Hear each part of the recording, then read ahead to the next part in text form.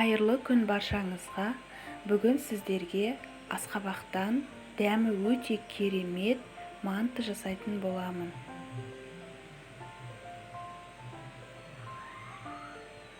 Ол үшін біздерге асқабақ, фарш, пияз, сәбіз, жұмыртқа, ұн, ішмай, шекер, тұз және де жылы су.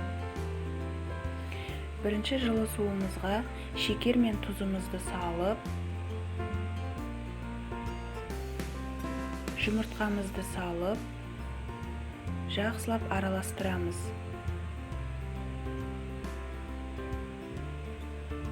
Ұнымызға суымызды құйып, қамырымызды илейміз. Дайын болған тестіні пакетке салып, 20 минутқа демалдыруға қойып қоямыз. Асқабақты 4 бұрышты етіп тураймыз.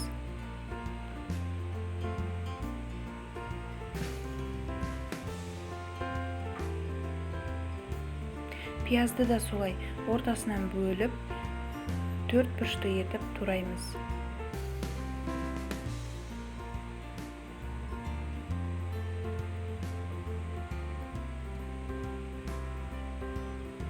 Сәбізді ортасынан 2-ге бөліп, оны да солай 4 бұрышты етіп тураймыз.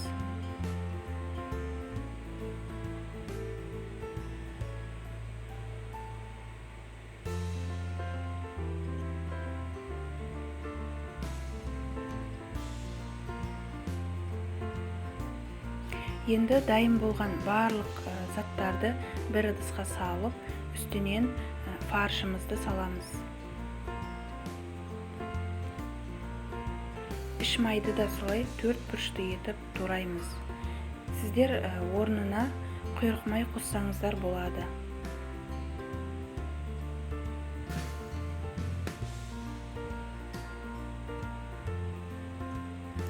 Енді үстінен тұзымызды, бұрышымызды саламыз. Мен қара және қызыл бұрыш салдым. Және де оның үстінен сұйық майымызды құямыз. Барлығын араластырамыз. Дайын болған тестіні 2-ге бөліп, қамыр жаямыз. Қамырды 4 бұрышты етіп кесеміз. Мантываркамызды бірінші сұйық маймен майлап аламыз.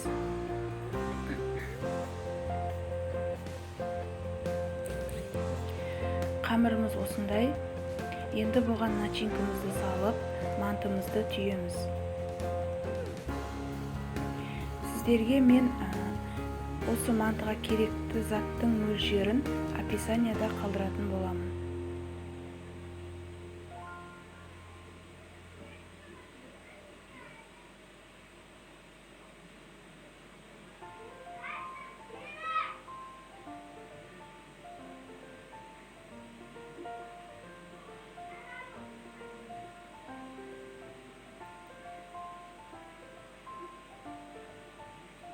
Мантымыздың барлығын түйіп болдық. Енді мантываркаға салып, бетіне сұйық май жағамыз. Қайнап тұрған отқа 40 минутқа қоямыз.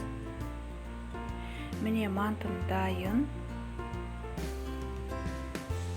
Дәмі өте керемет әрі сочный. Астарыңыз дәмді болсын.